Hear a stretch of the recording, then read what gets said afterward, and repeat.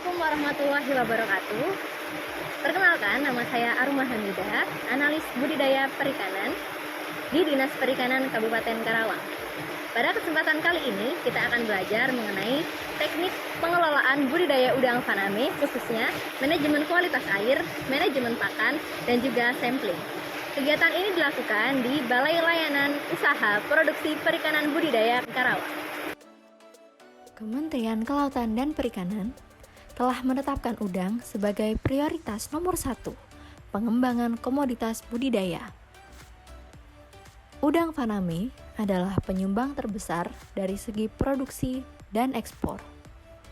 Melalui media ini diharapkan dapat menjadi salah satu referensi sebagai upaya Dinas Perikanan Karawang meningkatkan pengetahuan dan keterampilan bagi pembudidaya skala kecil dan menengah mengenai pengelolaan budidaya udang faname untuk peningkatan produksi, khususnya di Kabupaten Karawang.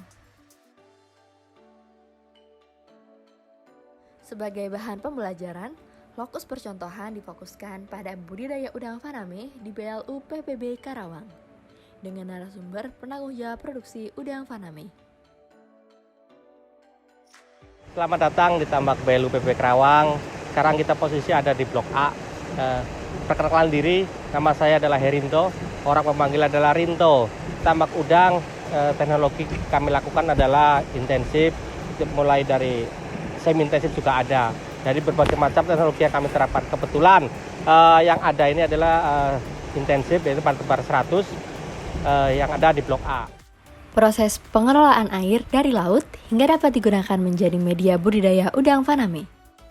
Pada prinsipnya, budidaya itu adalah menjaga air, kualitas air yang baik seperti apa. Jadi para pembudidaya harus mengetahui terlebih dahulu. Pertama adalah saluran yang kita dapatkan dari jeti, kurang lebih 2 kilo yang kita salurannya itu. Kemudian masuk ke tandon utama, selama di tandon utama kurang lebih 3 hari kami endapkan, baru setelah itu kita masukkan ke petak sterilisasi. Setelah disterilisasi, kita lakukan distribusi ke petak pemeliharaan ikan nila.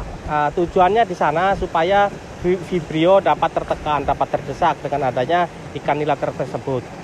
Pada tebar ikan nila yang ada di tandon kami adalah kurang lebih 1 ekor per meter. Kemudian setelah siap baru bisa didistribusikan ke petak pemeliharaan. Kenapa?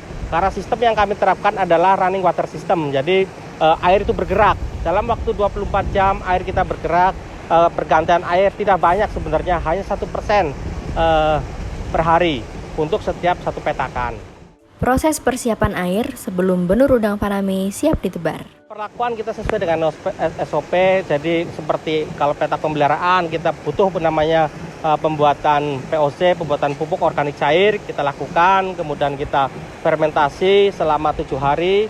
Setelah kita aplikasikan, kita lihat apakah fitoplankton itu akan tumbuh. Indikasinya kita melihat apakah airnya berwarna hijau atau coklat. Terserah, mau coklat mau hijau itu sah-sah saja. Jadi tidak ada tendensi satu warna apapun. Yang penting prinsipnya airnya ada warnanya, tidak bening-celing seperti itu. Proses sterilisasi air di tandon. Kami melakukan sterilisasi khususnya untuk kaporit kita 30 ppm, kemudian dilanjutkan dengan kita menggunakan kupri sulfat, kemudian ada juga tisit yang 25 ppm. Kalau kupri tadi untuk lumut, kemudian kalau krustasit juga ada di 1 ppm untuk udangan kecil seperti itu. Proses pengelolaan media budidaya pada saat pemeliharaan udang agar kualitas air tetap terjaga. Di awal saya sampaikan bahwa kita menggunakan running water system, pergantian air selama 24 jam hanya 1%.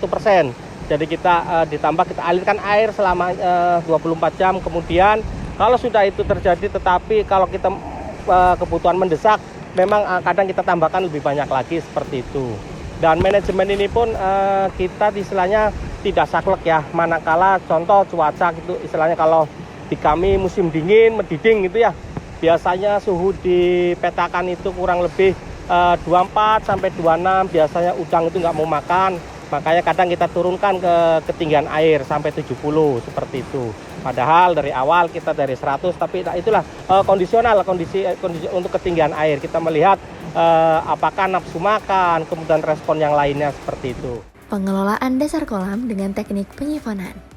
Kalau penyifonan, kalau sudah semi intensif itu hukumnya wajib. Jadi minimal seminggu sekali itu minimal. Tetapi kalau memang bisa sehari atau 2 hari, 2 hari atau 3 hari sekali, ya monggo-monggo saja. Pada prinsipnya adalah tidak ada pengendapan lumpur atau lumpur itu berbahaya, karena sebenarnya yang lebih efektif ketimbang kita menggunakan aplikasi probiotik yang lain. Tapi kalau kita mendingan kita angkat, itu lebih cepat, lebih mudah dan lebih murah meriah. Hal yang harus diperhatikan dalam berbudidaya, khususnya untuk pembudidaya udang faname di Kabupaten Karawang. Ya, pada prinsipnya semua budidaya mau di Karawang, mau di pulau kita khususnya di wilayah Pantura adalah kualitas air. Dan kita melihat daripada tebar, jumlah apa yang kita tebar, kita harus melihat kondisi kemampuan lahan kita, carrying capacity. Jadi jangan sampai kita ngoyo pengen dapat yang banyak, tetapi kita harus berpikir lebih panjang.